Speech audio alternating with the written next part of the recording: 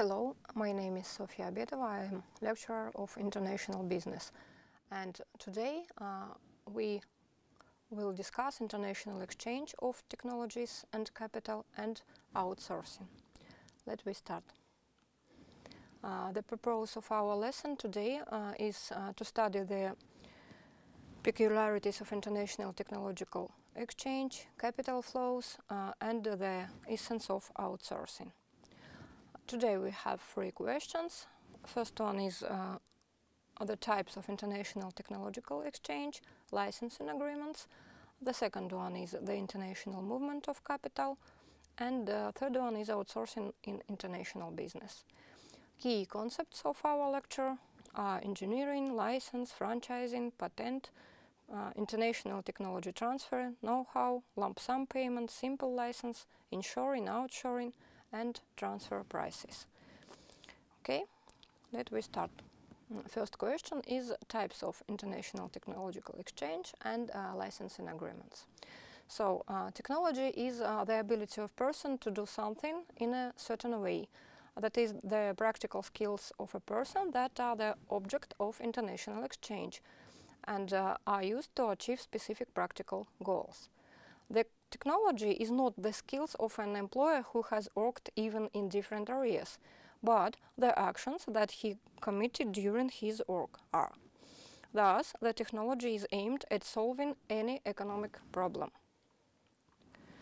Not all technologies are subject to international exchange. The international exchange of technology is an exchange of information on ways to overcome economic, productive, managerial or financial difficulties and arise between economic entities of countries in the process of reproduction. International exchange of technology can be made free or charge or for a fee. Most of them are free. This happens for a number of reasons, often spread through non-commercial channels like exhibitions, conferences, or sometimes it can be illegally, like industrial espionage. And sometimes objects of intellectual labor are not subject to registration of property rights. There are following main forms of international exchange of technologies. First one is research cooperation in the field of science and technology, like Silicon Valley in USA, I think you know it, and Bangalore in India, yes? Second one is dissemination of technological information in the form of patents, licenses, and contracts. Third one is technological assistance to a country. Fourth is providing services to foreign clients, such as engineering or maybe consulting. Next one is export of human capital abroad, training and internship of specialists abroad, international trade in high-tech goods. Maybe it can be information support, and formation of systematized database, libraries, and archives of foreign information. Technology carries licenses, yes, patents, technical documentation, maybe literature, products with which it is produced. In most countries, the new technology is protected by one or more legal instruments like patents, licenses, copyrights, and trademarks. What it means? For example, patent is a certificate issued by the competent government authority to the inventor and certifying his monopoly on the use of this invention. A patent gives the owner the right to ownership of an invention, which is usually supported by the registration of a trademark and an industrial design. The term of validity of a patent is usually limited to 15 or 20 years. In order to maintain a patent in force, legislation requires periodic payment of sufficiently high patent fees. Therefore, the patent owner often assigns the right to use the patent to the party, to the company, or maybe to the person who can commercially exploit this invention. Patent agreements are an international trade transaction in which the patent owner cedes his rights to use the invention to the patent buyer. Look, in the picture, there are patents for Lego. You know Lego? Look, it's very interesting, I think.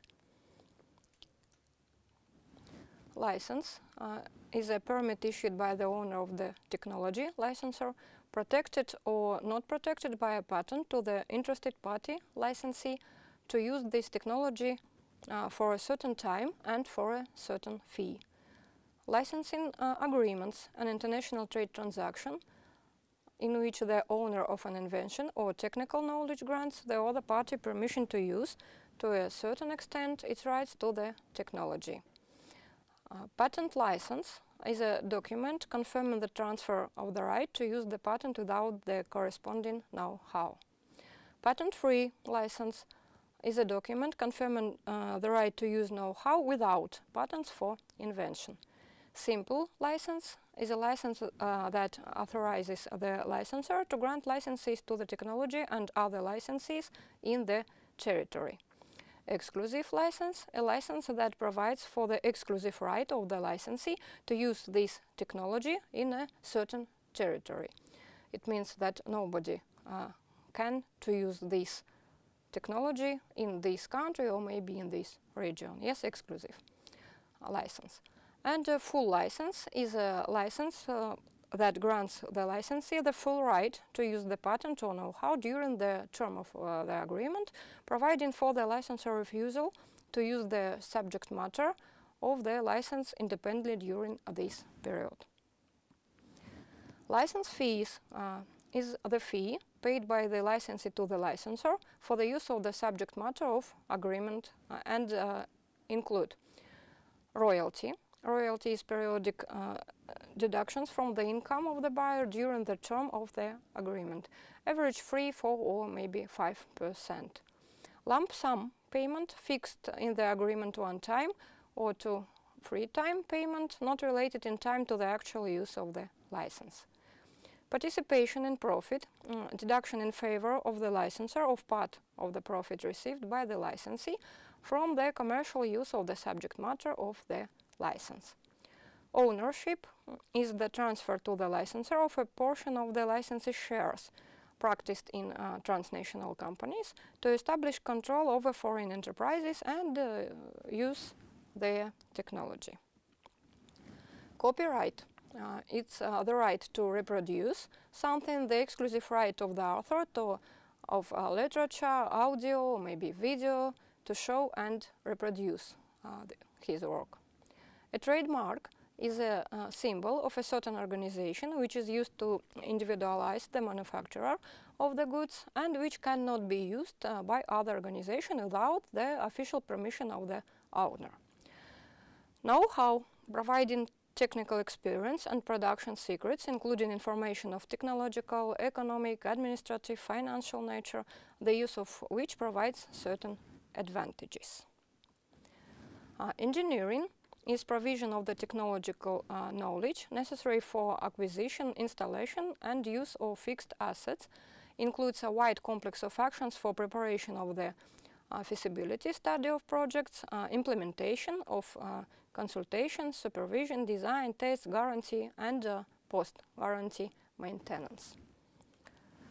Second question today is the international movement of capital.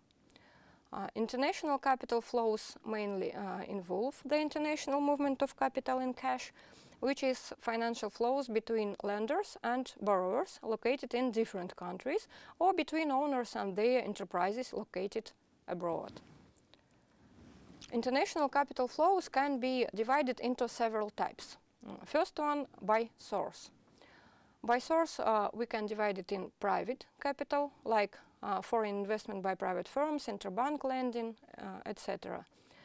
And public or official capital, interstate loans, official assistance provided on the basis of intergovernmental agreements, loans from international financial organizations like the World Bank or maybe IMF, etc. On investment terms, we can divide it on long-term capital, more than 1 year, and short-term capital, less than 1 year.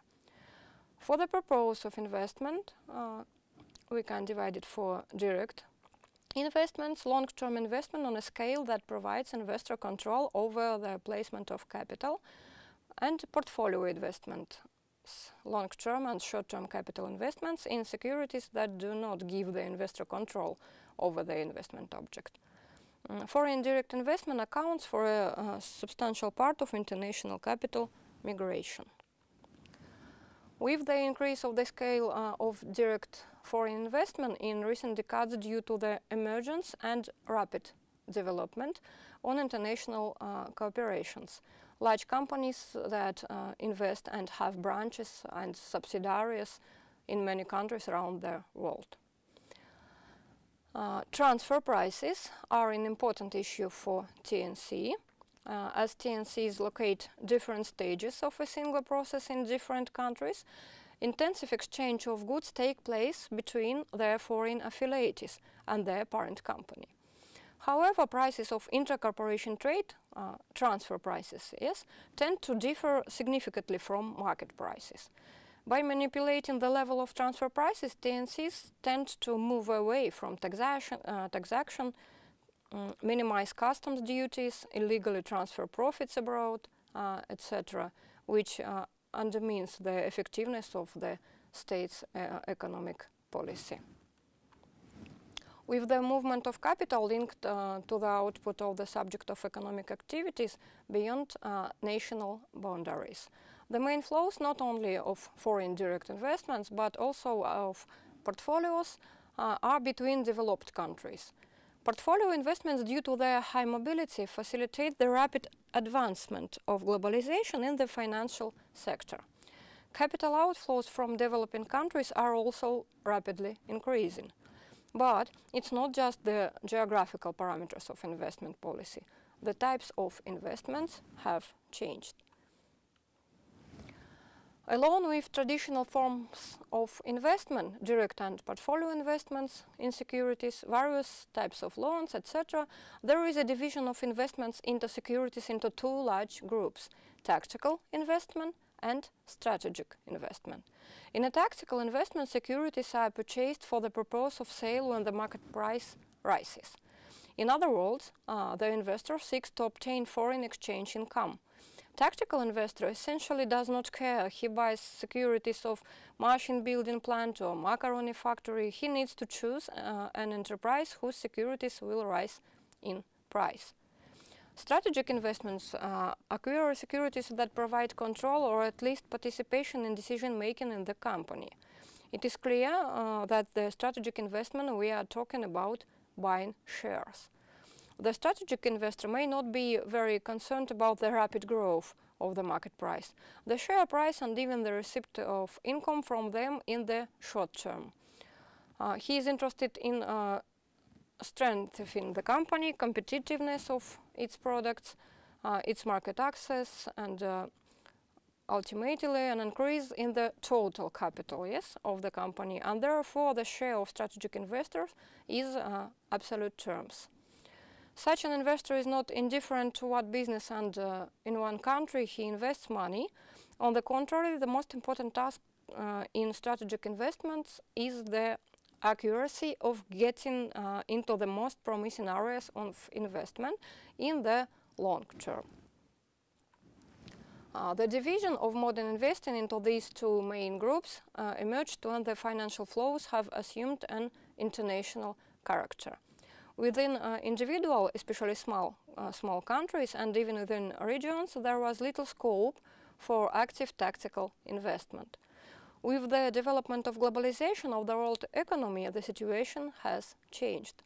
Rapid capital is channeled by tactical investors seeking income from short-term appreciation of securities and bank interest to a wide range of parts of the world. The policy of investments of tactical investors is based on the possibility of rapid movement of financial flows on the scale of the world economy. The movement of financial flows on an international scale in the context of the two groups discussed above is also characterized by asymmetry. In countries which transformed economies, tactical investment dominates first, and only at a certain stage under certain condition can a strategic investor, including a foreign one, appear.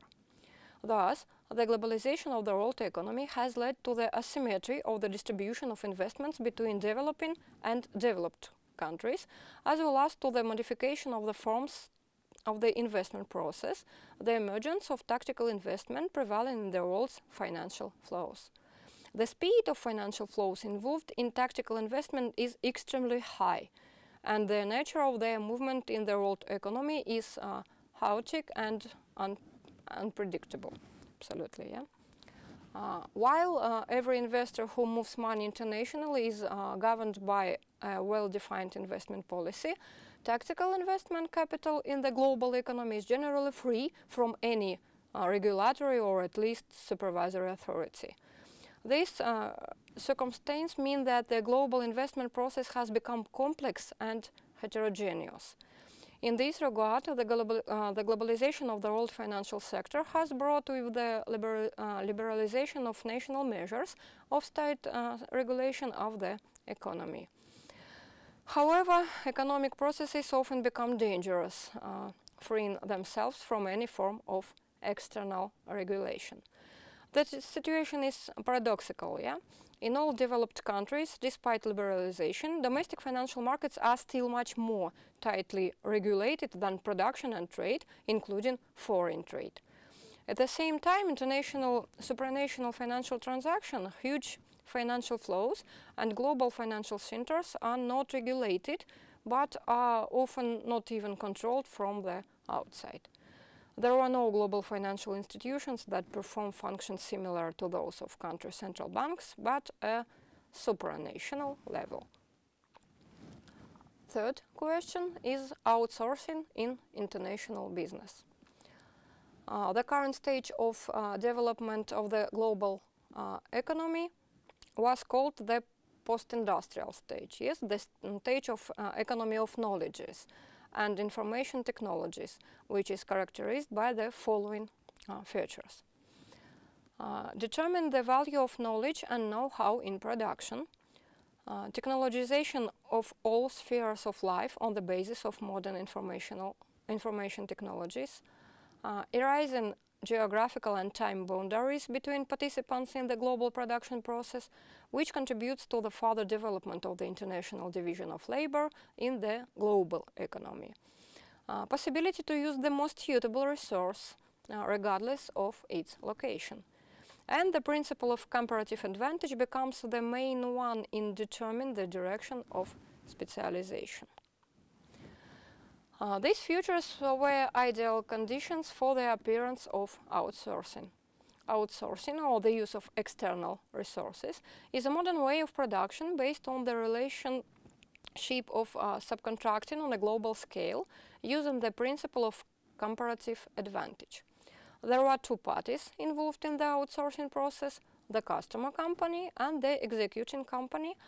In order to reduce the cost of or improve the quality of products, the customer delegates to the contractor the implementation of production processes that are not vital from the customer company. Outsourcing most of all contributes to the optimal use of the opportunities of international divisions of labor and implements a full production cycle. Outsourcing is most effectively for companies that are geographically located in such a way that they can use the time zone differences in their work. What it means, for example, when a customer's business day ends, the contractor's business day begins. Employees of two companies hold teleconferences at the end of one day and the beginning of another, discussing the tasks and the implementation, and then one team goes home and the other gets to work. Thus, the implementation of a continuous production process is achieved. Outsourcing has evolved over the past few decades to such an extent that it has been able to penetrate many areas of production. There will be opening up huge opportunities for the macroeconomic development of states and the global economy as a whole. The term outsourcing comes from English outside resource using, the use of external resources, we speak about it. In the practice of international business, outsourcing refers to the performance of individual business functions, production, service, information, financial management, etc., by an external organization with the necessary resources on the basis of a long-term agreement. Currently, outsourcing is considered as a contemporary methodology for creating highly efficient and competitive organization in the first competition of the three economic centers of the 21st century, the USA, Japan, and Europe. Outsourcing involves the involvement of the so-called third party to solve the problems of the organization in relations with the external environment, as well as in internal problems associated with the implementation of specific business processes or the use of high-tech technologies such as information.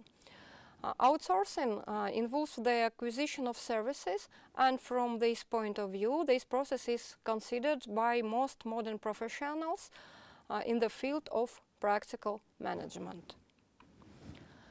Along with the concept of outsourcing, there are also concepts that reflect the essence of this phenomenon, which takes different forms in different areas of the organization. As an example, we present the following. Use the third-party services to solve financial, tax, legal problems related to the implementation of commercial transaction. Involvement of external organization to solve their own problem, for example, project development. Transfer of production to the region with cheaper labor in order to reduce costs.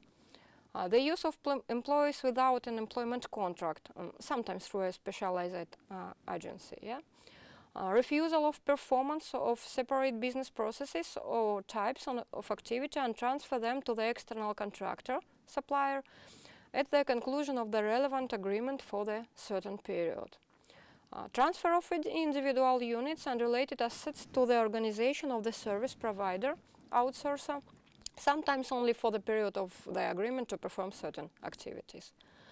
Cooperation, maintenance of equipment by specialists of an external firm, remote use of the work of specialists in the field of computer technologies, programmers, yes, and transfer of functions of control over performance of separate function of the external organization specializing in this sphere, externalization. The methodology of outsourcing is reflected in the individual institutional decisions, the essence of which consists in the separation of all business processes for major and minor, and the implementation of the auxiliary and sometimes the basic business processes with external organizations, outsources. The purpose of outsourcing is to use advanced business technologies and know how to gain and retain competitive advantages in an increasingly competitive struggle. The economic essence of outsourcing is to build a system of relations between organizations that transmit and receive the performance of certain activities on the basis of long-term agreements. The practical result of outsourcing is the ability to direct the organization's own resources to perform the function that make up its strengths, what the organization is able to do better than others, and given the external contractor outsources those functions that he is able to perform better than others. Thus, the organization can concentrate in its hands the latest achievements in the field of science, technology, and ensuring maximum satisfaction of consumer expectation, maximum compliance with market requirements. There are two types of outsourcing. They are inshoring, when the work is carried out by another company but inside the country, and offshoring, when the development is sent to another country, to foreign country. Yeah? Inshoring can be considered in the closest to the subcontracting form of outsourcing, while offshoring realizes the advantages of outsourcing to the greatest extent, namely the use of the highest quality resources at the lowest cost. Currently, actively developing business processes outsourcing, BPO, and business services, accounting, medical diagnostic services for HR, banking, consulting, marketing, etc. And outsourcing of accounting services consists in the transfer of primary accounting to an external company. It's very popular in Cyprus, yes.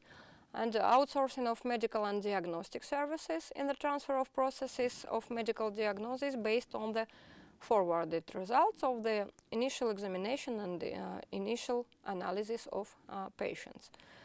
Outsourcing of personal services in the transfer of primary interviews, in the selection of candidates for positions, maintenance of candidate databases, and personal recorders. We list some of the reasons why the company seeks to use outsourcing or refuse it. The reasons for the possible refusal of outsourcing are as follows. Too small volume of production and or non-suppliers is not interested for its sale. Preservation of technological secrets, reduce costs, obtaining advantages and absence of downtime of equipment and workers, ensuring continuous function of production capacity of their own corporations, while providers feel uncomfortable because of the instability of demand, no dependence on one source of supply, the issues of competitiveness, political, social issues of environmental protection can force the company to produce the products, even if company is preferable to buy them. When the competitor will acquire the key source of supply of raw materials, it can cause inappropriate actions. Many countries insist that a certain amount of raw materials be processed within national borders. A company located in an area with a high unemployment rate and may decide to manufacture specific products to ease the employment situation. In each of these cases, cost may not be a key issue. Finally, there are purely emotional reasons. The management of some companies is proud of their scale. That is why they refuse of outsourcing. The main arguments in favor of outsourcing are desire to focus on core activities, the need to improve the quality of service, acute need for cost reduction, the company lacks the administrative or technical experience to produce the right products or services, excess production can force the company to enter the market and even compete with its former suppliers. This can affect relationship with other vendors or customers. Suppliers have an excellent reputation, encouraging the consumer to buy their components. The need to maintain the long-term technological and economical viability of non-core activities. There is great flexibility in the choice of possible sources and substitutes. Companies should determine where their value addition activities are part of the core business and where they want to separate themselves from others. Availability of qualified procurement specialists, and the acquisition process usually requires less overhead. Henry Ford can be called the ancestor of production outsourcing. He was one of the first to realize that no firm can be self-sufficient.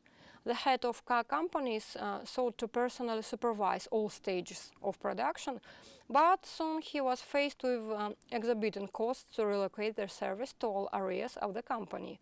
Then he turned for help to independent companies that took on some of the tasks. Now, the Ford Motor Company alone produces only 30% of components, other production is outsourced. Another giant who knows firsthand about the benefits of outsourcing is IKEA. IKEA has almost no own production. Instead, it cooperates with 2,500 suppliers proven over the years. IKEA's logistics function are also delegated to a third party. It turns out that IKEA directs all its resources to organize the retail business, and the rest of the services and business infrastructure are outsourced. And Kodak, in the early of 90s, decided that the leadership in the sphere of high technologies is not a strategical goal. They outsourced all IT direction to IBM, which was just trying to win the leadership in this segment. So it's an ideal example of mutually beneficial outsourcing. Thank you. Bye.